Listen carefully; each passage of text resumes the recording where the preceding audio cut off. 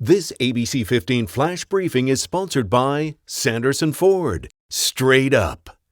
Hello, I'm Danielle Lerner with your top stories from ABC15 Arizona. It is the first Sunday since July that we've seen this many COVID-19 cases added in Arizona. The state health department reporting more than 1,500 cases. The total number of Arizonans infected now over 247,000.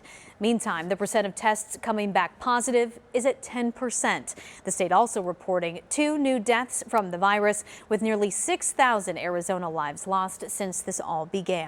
One of our state representatives back in Arizona after a battle with COVID-19 that nearly took his life.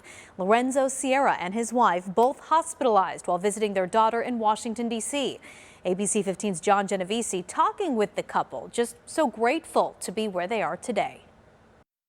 After weeks of waiting, moments not knowing what would happen next, State Representative Lorenzo Sierra finally boarding a plane back home. How are you feeling today right now? I still have some numbness in my legs, but everything's feeling really good. In mid-September, Sierra and his wife, Rhonda Cagle, traveled to D.C. to visit their daughter. Toward the end of the trip, the trio felt something was off. Cagle hospitalized for 10 hours after testing positive for COVID-19.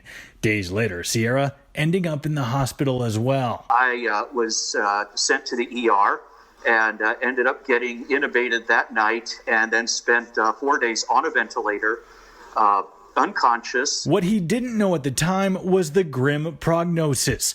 Doctors giving Sierra a 1 in 3 chance of survival. To not be able to be with Lorenzo was heartbreaking, quite frankly. Not physically there, but the family doing everything they could, even if it meant through FaceTime. Even when I was out, the medical professionals over at Johns Hopkins put the phone right up to me, and my daughter and my wife just kept saying, keep fighting, you can do this. And because they knew I was in there somewhere.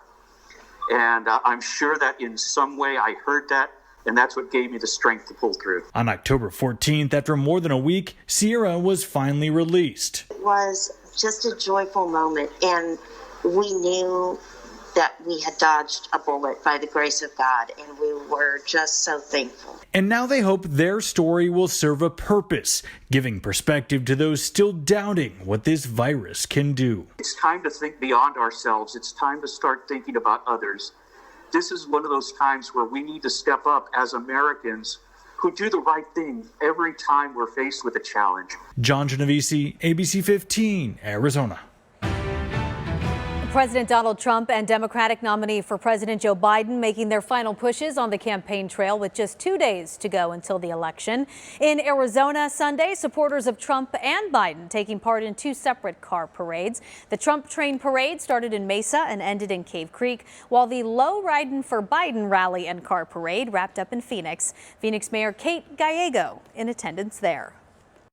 Our Latino community represents 40% of the vote in Phoenix. We are seeing higher levels of turnout and excitement than ever before. You've seen huge national attention on our Latino community, so it could be decisive, not just for Arizona, but for our country. Maricopa County seeing more early votes this year than all ballots cast in the 2016 election. So far, more than 1.6 million ballots have been returned. In-person early voting has ended in our state, except for emergency situations, but ballots can still be dropped up to Election Day at secure ballot drop boxes. You can find one nearest you at recorder.maricopa.gov. You can also use that website to search for your closest polling site on Election Day. This year, it does not matter which polling place you go to. With your most accurate forecast, I'm meteorologist Jorge Torres. We hit 96 degrees here in Phoenix, making it the 185th time this year we've hit at least 90 degrees. The all-time record, though, still 196 days set back in 1989. But we're going to add a few more days to it throughout the week, including tomorrow with a high of 93 in Phoenix, 82 in Sedona, 68 tomorrow in Flagstaff, and 70 at the Grand Canyon. And look at that planner for your Monday here in the Valley, showing those temperatures starting off in the lower 70s at 6, climbing to around 80 by 9 o'clock, near 90 at noon. And our expected high tomorrow, a tad bit cooler than today, but still in the 90s with a high of 93 with occasional breezes. That 7-day forecast showing those temperatures staying in the 90s all week long, including Election Day with a high of 92. Lows remaining in the 60s for the next several days. And then beginning next weekend, those temperatures finally dip into the 80s on Saturday, 70s on Sunday with a slight chance of a shower now. But from now through Friday, hot conditions will continue. For the latest headlines, weather and traffic, head to ABC15.com or download our free ABC15 mobile app. This ABC 15 Flash Briefing is sponsored by Sanderson Ford. Straight up.